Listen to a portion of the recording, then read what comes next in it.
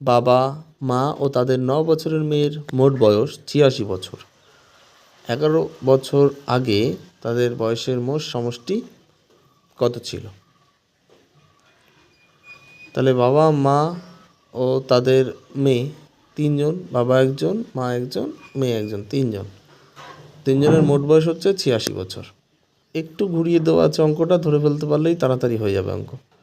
9 বছরের মেয়েটির বয়স কত? 9 বছর। তাহলে মেয়েটির বয়স যদি 3জনের থেকে বাদ দিয়ে দিই, তাহলে বাবা এবং মায়ের বয়সটা পড়ে থাকবে। 86 বছর 3জনের বয়স, তার থেকে 9 বছর বাদ দিলাম, কত হলো? 77। 77 বছর। এই 77 বছর হচ্ছে বাবা ও মায়ের মোট বয়স হলো 9 বছর আগে। আচ্ছা, এবার বলেছে যে 11 বছর আগে তাদের বয়সের সমষ্টি কত ছিল।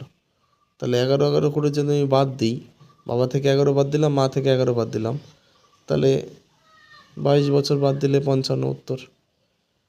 সোজা অঙ্ক একদম। যেহেতু আমাকে বলেছে 11 বছর আগে, তাই 11 11 করে বিয়োগ দিলাম।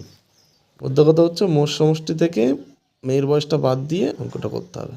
Like and subscribe.